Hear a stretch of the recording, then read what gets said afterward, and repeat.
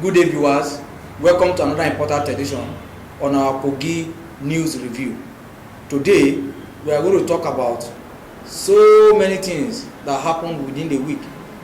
And one of them is Kogi bread levies. As I'm talking to you now, the permanent secretary has been, issued a query. And I'm sure he must have answered the query. But we are going to look at so many things, just as I've said earlier.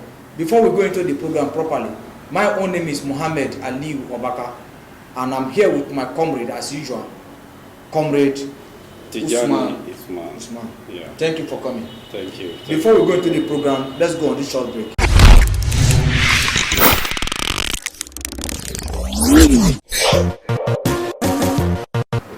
Comrade Tijani Usman. Yes.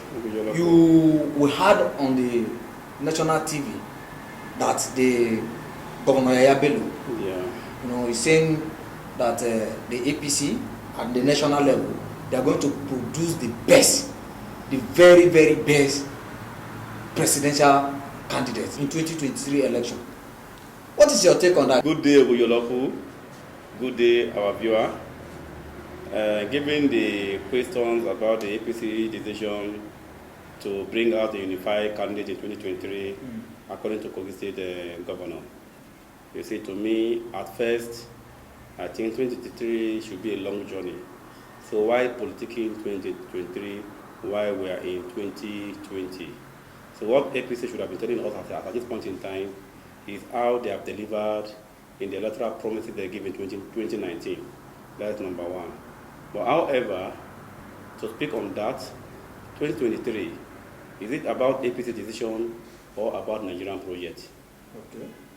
So therefore, let's wait. When the time comes, it is the time for Nigeria to take the bull by the horn. Irrespective of political party, Nigeria will make the right choice. Being PDP, being APC, being any other political party, it's a time when Nigerians should be able to decide either to continue living in our country as a slave or we should be living in our country as kingsmaker. Thank you. Well, Comrade Tijani, the bread levy, you heard that the permanent secretary has been queried by the Kogi State Governor. Yes. What is your take on that query? Responding to that, we were here last week and we spoke extensively on the effect and other kinds of illegal actions or ill actions or intention of the government. But looking at the query of the permanent secretary as the first step of action taken by the Kogi government as announced by the governor himself, and the PAMSEC, yes, is the administrative head of the ministry, and I also want to believe that that ministry also has a political head who is also a member of the State Executive Council. So it's either the head of the ministry also speak to Kogais as regard to what he knows about that policy, or the consultants that were contracted to take care of that responsibility also need to do that. So we need to clear the air. We don't need to politicalize this because there could be something underground that the government are really trying to hide. And we are watching the first step of the query, so we will follow up and see what further action the government are to take. For the commissioner need to be questioned further. Thank you. And I think on this bread levies, what the government should do is to encourage the local manufacturers. If by giving them maybe a grant or give them something, or encourage them in one way or another so that they can produce. And also, when you encourage them and they produce more, at the end of the day, it will create a kind of employment opportunity to the state. Yes. I think that is exactly what they should be doing at this critical time, instead of, forcing people to pay a token on a loaf of bread. So local government poll, is coming up very, very soon. And the Kogi Independent Electoral Commission, they are promising us that they are going to recruit civil servants to, to handle all the elections and all that. They were even saying that they are going to start them from level 12 officer, from state civil servants, you're going to monitor and all that. What's your take on that?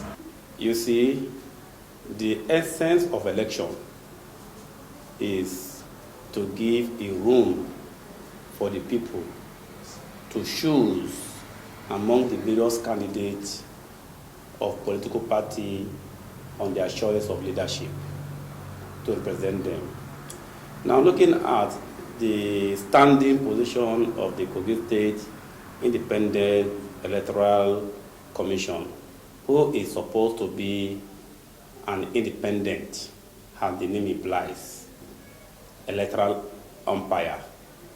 But with this decision of using the senior civil servant as ad hoc staff, to me, I think it's questionable.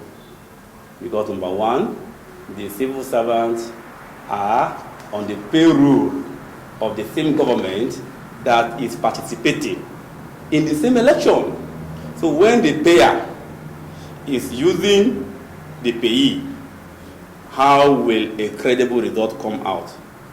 So why is the State Electoral Commission not thinking of partnering with institutions like the National Youth Service Corps that we know in Nigeria are well trained in the area of ad hoc election management? So I think is a kind of approach to me to legalize a selection process in the name of election. Now, Comrade Opalua Ilojo wrote a letter to the government by saying that, and say that, look, it is time for Kogi State government to fulfill all these electoral promises he has made. And one of the things the guy, outlined there is that Ida Aganabode Bridge.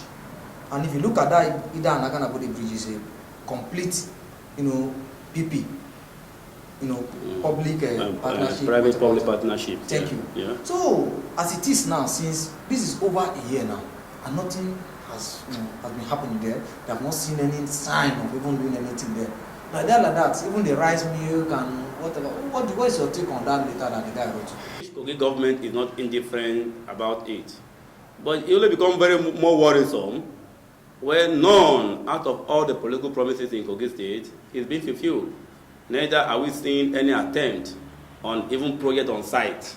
So therefore, I think there are a lot much more that the government have promised that they have not done anything. But we believe the journey to 2024 is still longer. So let's keep watching them and see what they will tell us at the end of their government. But it's very unfortunate that nothing has been done, and it was so saddening that even the sitting vice president was there in the groundbreaking of the Aganabode bridge, Ida, whatever. So we are watching them, and there's still time for them in order to attend to some of those things that Kogis and Nigerians are calling their attention on. Well, we believe, let's see what happens. But all the rice mill and all that they promise us, if it has been properly put in use or put in place, it will generate a lot of employment opportunity for the youth. But we keep seeing on social media that they are doing this, they are doing that, and at the end of the day, on the ground, there's nothing to show for. Well, we are still. What do you expect? What do you expect from a digital government? Well, you call it a digital government. Let's wait and see what they are going to come up with. That's just it. Thank you. Now, another one is the Honorable Halims, Yes. representing Akpa Federal Constituency. Yeah. He's trying or crying out for job creations and, through the steel industry. Yeah. What is your take on that? Honorable Alims represent Ankpa, Omala, and Olamaboro in the Federal House of Representatives.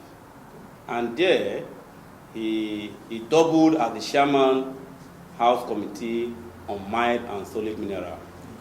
Yes, I saw it on news when he was calling for that agriculture and job creation thereabout. But the question I'm asking is that, when will our politicians, our political leaders stop jamboreeing around? That's the question I'm asking myself when I saw that question on her. Now, why I'm saying this is because from the constituency represented that I just mentioned, I am much more aware of the illegal mining activities going on in some coal community in Ankpa. Okay. Even from the same constituency it comes from. I'm also much aware of a lot of environmental degradation that the attention of the Federal House of Reps in the Federal Parliament has never been raised by this same honorable member. If they have done, they will tell us when and what was the follow-up. So I'm also much aware that he has not in any open voice called on the Kogi State government, considering the high profile of office he handled as regards to the lack of corporate social responsibility decaying in Okaba and other mining community in Ankpa local government. And you are jumping your constituency down to Ajokuta. It should leave the Ajokuta for the member representing Ajokuta for the constituency. While on his assignment as the chairman of the House Committee, then yes, he could have been to speak on a general ground, but at least it should start from the direct house that he represented. So the people of Ankpa, Omala, and Olamabro have not benefited its impact on the issue of environmental degradation, on the issue of illegal mining activities in the local government. Then you are adding your voice. So thank you, Comrade Usman. Please, viewers, you have heard what we have discussed so far on this platform. The honorables, the governors, you all know what to do. Please, we are willing to do the right thing, so that we can sit here like this and praise you, instead of seeing you as, figurehead, honorable member, and all that. Thank you very much for watching, and I hope and I believe you guys are enjoying our program.